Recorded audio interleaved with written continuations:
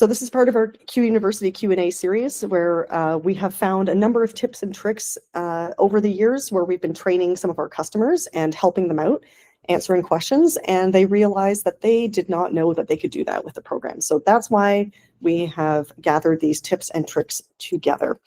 So let's get going on our first new function. Now, I will also show you these inside one of our demonstration sites too, so you can see what it looks like in person. Feel free to try them out in your own sites as well. Okay, so our first one is called Request to Reservation. Did you know that QReserve now lets you create a reservation directly from a submitted request? So just to give you the basics here, if you haven't used them before, we do have two types of resources, reservable and requestable. A requestable resource doesn't have a calendar, so it could be something like someone asking you to perform a service for them, like slide scanning, for example, or a test, or some sort of inquiry that they're sending to you, but it doesn't create an actual reservation on any resource in the calendar. So if you have this requestable resource, previously you would have had to go and create a separate reservation under the resource that you wanted to book. So in our example with a slide scanning service, you would get the request in for that slide scanning, and then the administrator would have to go into the microscope, for example, into that resource and create a separate reservation based on the information that they'd gathered from that request. However, we now have it so that you can go directly from that request that comes in into a reservation and book it straight there. So you're saving yourself some time.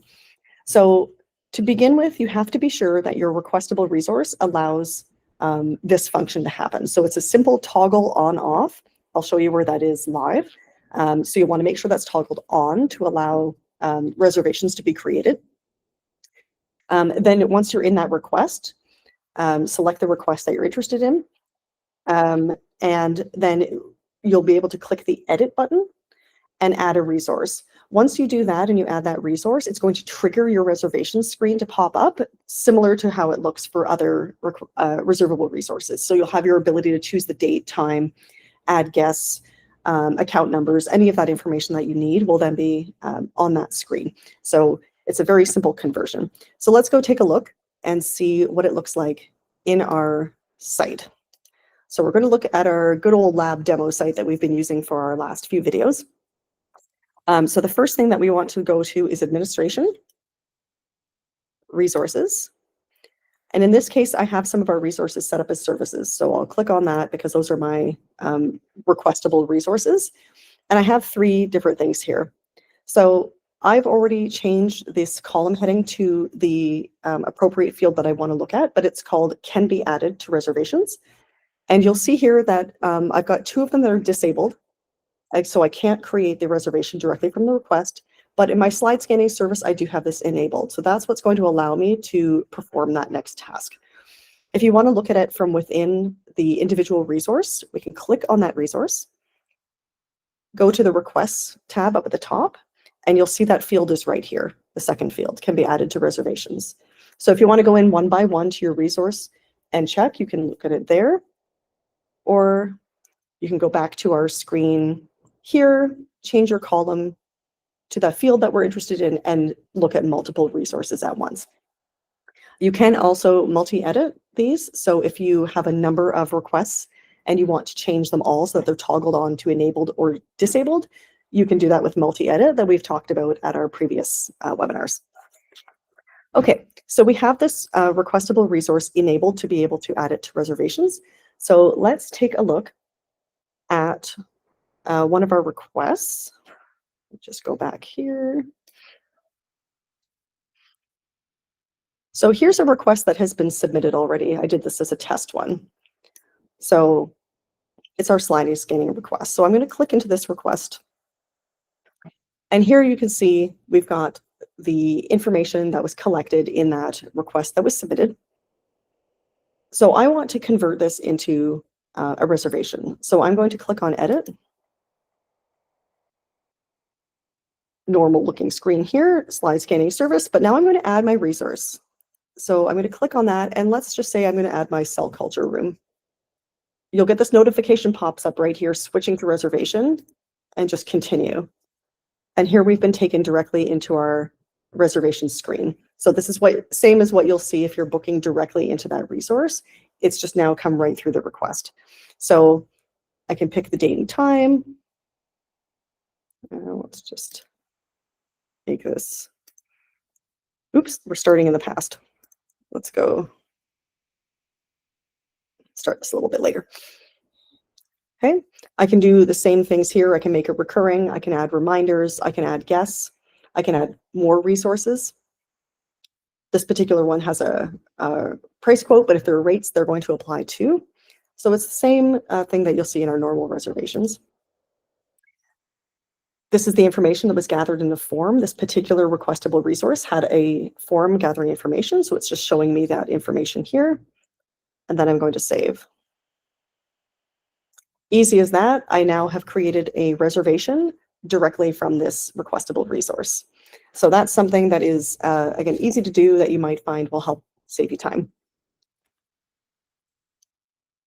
Does anyone have any questions about our request to reservation functionality? No? Okay, looks good.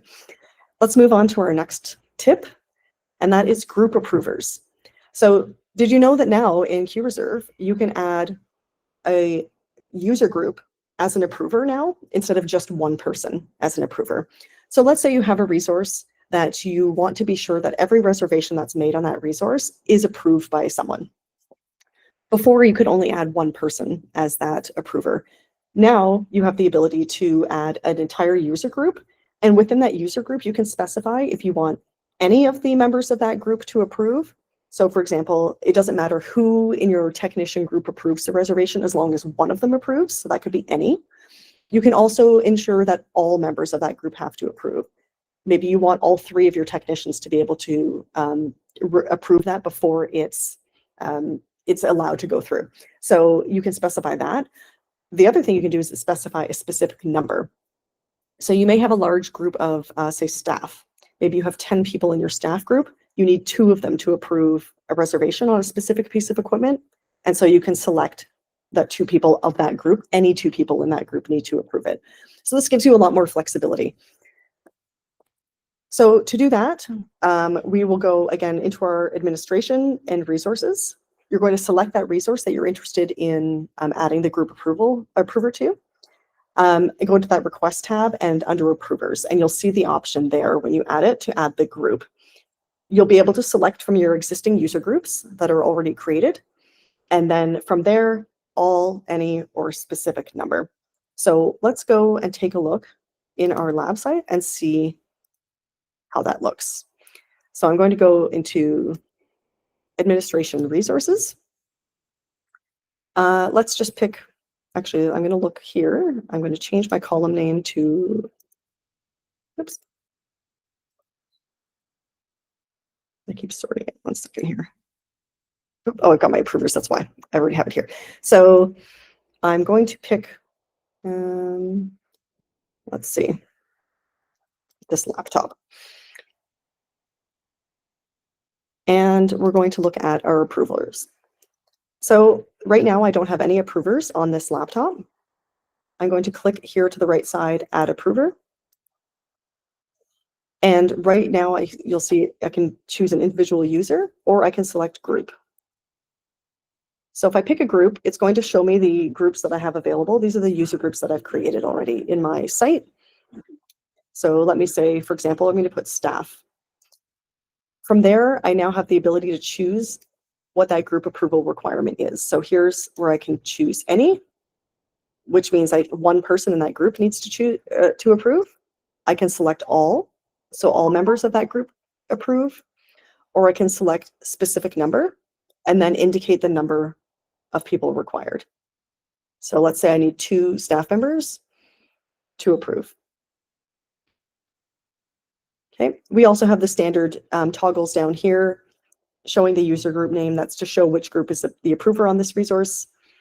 If you want requests to be automatically approved, and if you want emails to be sent about the approvals. So I just add that on. Easy as that. And now you can see in my screen here for this resource, our laptop, it's going to show me the selections that I picked here. Okay, so that opens up a bit more flexibility for you as well. For example, you might want to put a user group on with any, and that way, if you have people that may be on vacation, it's not just one person that's always getting the approval requests. You'll have backups there in case that person's away.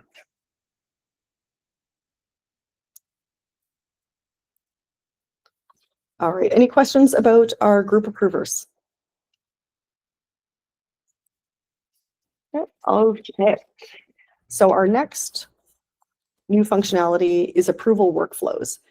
So this works a little bit differently than our group approvers, because when you're using a group approver, and you put, let's say you have multiple people that need to approve, whether it's a specific number or all, they are concurrent. So it doesn't matter what order they approve in, it just waits until all of them have approved before the entire reservation is approved. So there's no sequential approving happening there. It's all taking place at the same time. But you might want a sequential approval workflow. And this was built for on request of a number of our customers who needed this. So let's say, for example, you have a reservation or a request that comes in and you need one specific person or group to approve it first, and then it needs to go to the next approver after that. You don't want it happening at the same time. It needs to happen in an order. And that's where we bring in approval workflows. So this just came in a few months ago, so it's fairly new.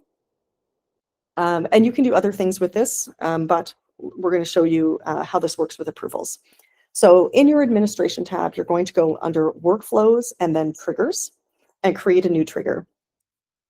You'll have the ability to name it and add a description of its purpose just to make it easier to see what it's for at a later date. And then you're going to set up your trigger condition.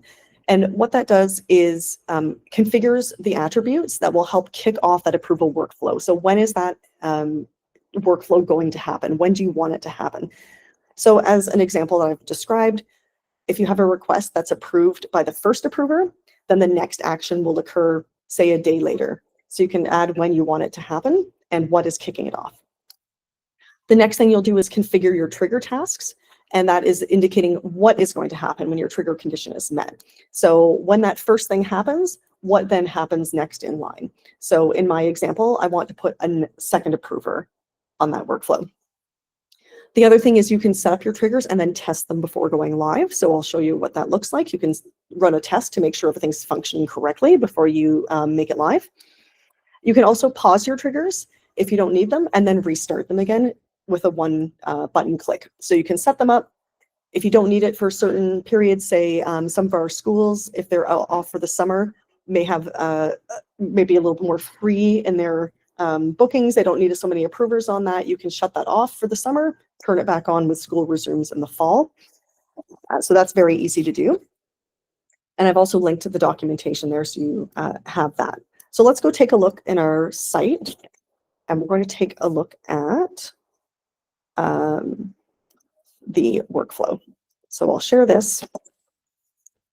Okay, so we're going to go into administration, workflows, and triggers. Okay, so here's the screen, and you can see here it's going to show us in this menu. We have an active trigger. I've got 6 paused triggers, and I have an archived one that's like deleting it, but it's still there. So there's a number of those here. It's really easy to see what's up and running and what's not.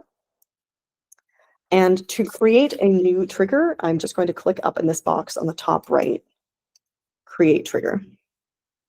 Okay, and so here's a screen that we get to. I'm going to name my trigger, we call it support request approvals. You can add a description in here. This is all free form text, so feel free to add anything you want. For the interest of time, I'll just skip that for the moment. Notification email addresses, you can indicate who you would like to be notified and when. So the 2 options are successful runs and failed runs. Let's just say in this case, I don't need to know if it's working well. I just want to know if it's failed. So I'm going to change that here. And then we're going to go down to our trigger condition 1. This is right here. So again, our trigger condition, this is where we want to configure what is kicking off the trigger itself. So what conditions need to be met to get this to happen? So we said what I want to do is have this take effect when the first approver has approved a reservation. So in this case, there's many choices, but in this case, I'm just going to show you how to set up this example. I'm going to go to a status event, and the event type is a modification, and the sub-event is approved. And again, that is saying when I have a reservation that comes in and the status is modified to be approved, that's when I want this to kick off, okay? You can also, as you can see here, put an offset. Offset is the time between when the condition happens and when the trigger takes place. So right now with no offset, it would mean as soon as that reservation is approved by approver 1, it's going to go ahead and happen. But I can also change days, hours, minutes to put in a buffer period of time. So if you want to allow an offset of time there, you can easily do that here. And then the next thing I need to do is tell it what it's acting on. So I can have it act on a specific resource, or I can have it act on a tag. So if you have a number of resources that you want this trigger to happen to, you can tag them all, create a tag and tag those resources, and then have it act on anything that is tagged with that specific tag. In this case, I'm just going to choose one specific resource, and that's going to be my support request. So that's going to be entered here. So now I've got my trigger conditions set up. I'm going to scroll down here to my trigger tasks. So what do I want this trigger to do when those conditions are met? And in this case, I'm going to drop down and I'm going to select add or set approver and add that task. And from here, I just have a few things now to choose. Do I want a specific user to be the next person that has to approve this? Or do I want a group to be the next person? Let's say we're going to make this a user, but Cindy is going to be our second approver on this. Do you want this to append or replace the approvers? Like, do you want it added on, or do you need it to replace? I'm going to have it add on. Do we need all approvals required? Yes, I want all of my approvals in the sequence to be required, and I don't want them to be automatically approved. And I do want emails to be sent. So there's a number of choices here. That's it. So now my trigger is set up for this. One thing to note is that my original resource does have an approver added directly onto the resource. So it knows that it has to go to the first approver. When my condition is met up here in my trigger condition, when that approver approves the reservation, then the trigger task occurs, which is to send it to the next approver. Okay. Right here, you can see we have testing available.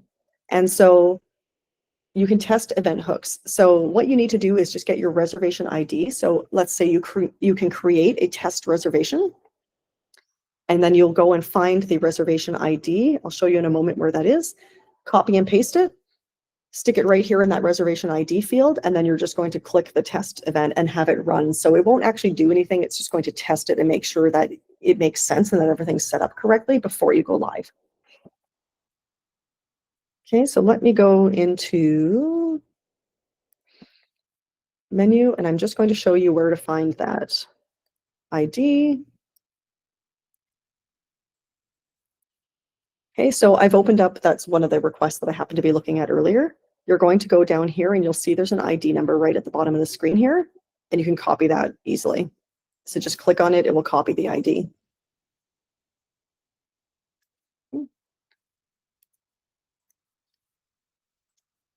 Okay, we'll go back into our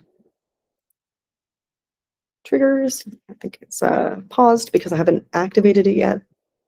I can paste my reservation ID and test it.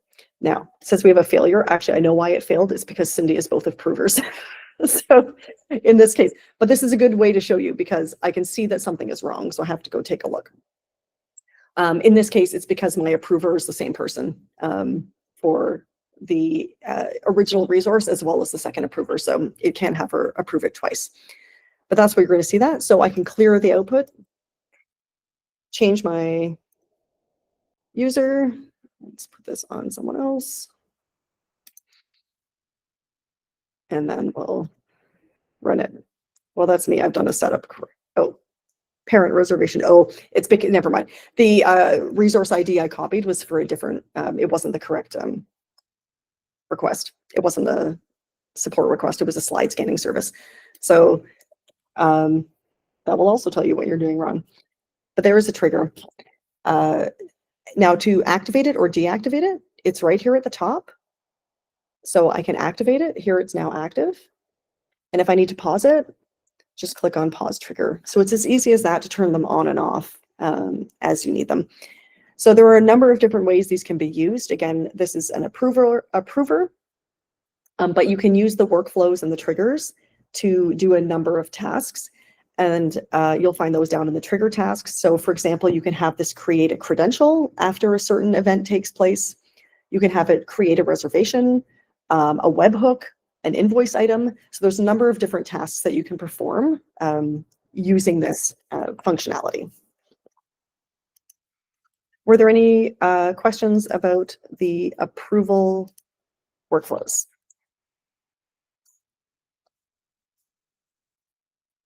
Nope. Okay. So we'll go on to our final tip for today, and that is subscriptions. So you may not be aware that you can use subscriptions to perform a recurring task. For example, maybe you need to generate an invoice monthly for a membership fee that you have. Instead of doing those manually, you can set up a subscription to do that automatically for you.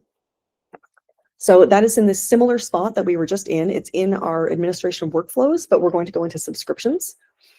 You're going to create a new subscription, name it and add the description like we did similarly with the trigger. And then you'll be able to choose the frequency that you would like that subscription to occur. Select the task that you want it to perform, configure that task with the information, and then again, we have the ability to test that before going live. And similarly to the triggers we were just looking at, you can pause them if they're not needed and restart them when you do need them. So let's go take a look in our site. And I'll show you what a subscription will look like. So we're going to go into administration, workflows, and now we're going to click on our first one, subscriptions. And again, we have a little dashboard here, and you can see that we will show active, paused, and archived subscriptions. So you can click around easily and take a look at what you have. In this case, we don't have any active ones, but we have a few paused ones. And I'm going to create a new subscription by clicking on Create Subscription at the top right. Okay, we start off paused while we're creating new ones. So let's call this one membership fee. Again, you can add in more descriptions as needed. Notification email, similarly to our triggers. Do I want to be notified when it's successful or it fails? I just want to be notified if it fails. I don't need to find out if it's successful in my specific instance. So I can specify over here now, when do I want this to happen? So let's say I want it to happen quarterly. So I can pick that it's happening monthly. I want it to happen maybe on the first day of the month, but I only want it to happen every 3 months. So every 3 months on the first of the month, it's going to run the subscription. I can look at the days ahead and hours to run and when it's going to start. So I can tell it when it's when I need it to start here and when to run until. Now I have it indefinitely, but if I uncheck this, I can specify the time period. So if only want this to run maybe for a year, let's say someone has signed up and they have a membership fee that's going to run over the next year, I can have it expire at a certain time or run indefinitely until I tell it to stop. Okay, you'll see here it automatically populates a description of the recurrence. So to make sure I'm understanding what I've added in there correctly, it's every 3 months on the first of the month. So you can look at that and make sure that that is what you're anticipating it to do. Okay, and then I can also select a user from here. So let's say Cindy is going to be my user. So you're going to look down here. Your schedule is going to show you what to expect in terms of when it's going to run. So I can get a little preview of what's going to happen and make sure it looks correct. And then I need to indicate what the task is that I want it to do. So that's down here in subscription tasks. So in this case, I want to create an invoice item because I want it to bill. So I can name the invoice item. So let's say quarterly membership fee. I can put a description in if I want. So like company ABC. I can add the amount. Let's say it's $25. Oops, 35, I guess, typo. And then if there's a SKU, you can add that as well. Okay, and that's it. We're all set up. For testing, again, if you scroll up a little bit, we have a testing section. And we can just click and run a test, and you'll get a notification that it's run successfully if everything's processed the way it's anticipated to. Okay, so we've created a test invoice for our quarterly membership fee here. So there are a number of tasks, again, that you can use this with. Creating credentials, reservations, webhooks, generating invoices from earlier tasks, generating and sending a report, a custom report, running scripts, sending emails. So there are a number of things you can do with this. So if you have tasks that happen on a regular basis, you can set these up to happen automatically so that you don't have to do them manually. Another example may be if you have an annual survey that you would like to send out to customers, you can set this up to send once a year, annually, send an email, and then indicate in that email what you want to be sent to your users. So there are a number of different ways that this can be used to help save you time and make your life more efficient. All right, and that is our Q&A session on some of our newer functionality today. Does anybody have any questions about anything we have talked about in this? Please feel free to unmute if you'd like. I will do my best to check the chat and see. And again, we'll send out the recording after. It will also be posted on our website under our QUniversity page. It will be posted up there once it's ready, and we'll have the slide deck available for you as well.